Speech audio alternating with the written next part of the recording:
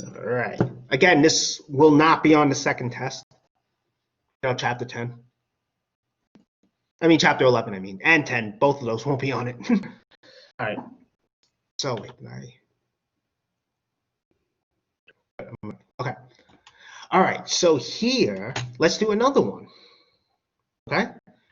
Let's just do another one as well. So let me just put that square root in.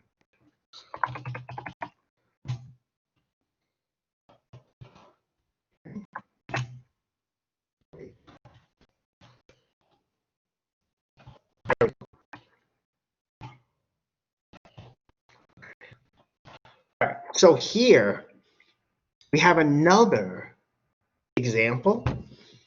So here we're using a different data set, of course. Now, so again, we're calculating standard deviation, okay? So we have to get the mean first.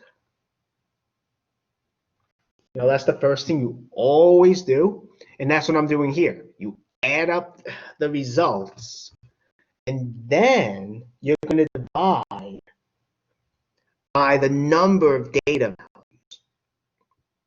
Right? There are 12 data values. We're adding them up, dividing by 12. You end up getting 7.5.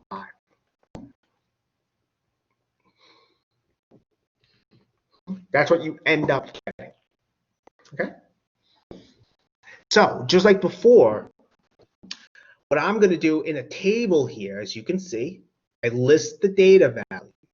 Okay? I list them. Then, what I do is I subtract the mean. List the data values, subtract the mean, as you can see. Calculating these differences. Again, I would use a calculator. You could probably even use Excel or Google Sheets if you want. Up to you. So we have this. Then, okay, what we do next is we have the data value minus the mean squared.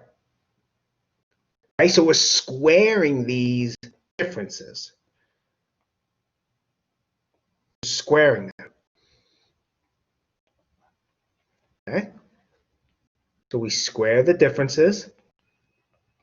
And just like before, right? Just like before, we're adding these, right? We're adding the entries in this column. We're adding these squares together. Okay, so again, let me say it again. Got the mean. I listed these wonderful data values.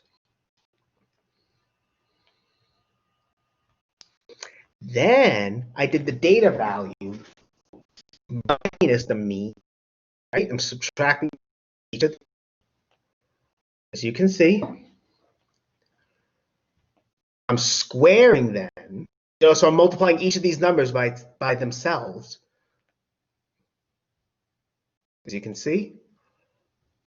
Then I'm adding these together. I get this. There's 12 values here, right? This is a sample. So we divide by 12 minus 1, 11. We divide. I get this. Now, I rounded to 2 decimal places, okay? And I'll normally tell you how many decimal places to round to. But we take the square root of this, right? This is the variance.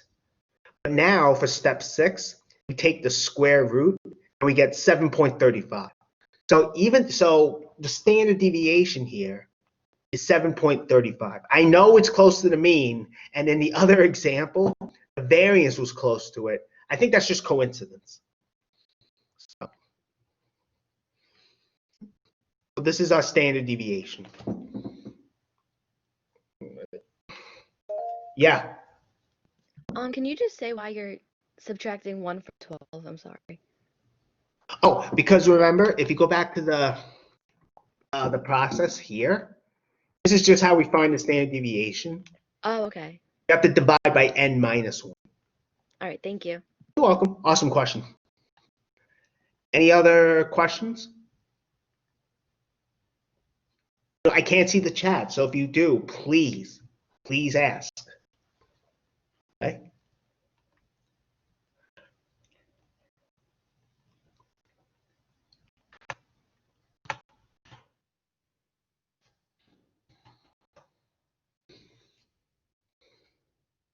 This is a sample, and that's why we divide by 11. 12 minus 1. If this happened to be the whole population, then we would divide by 12.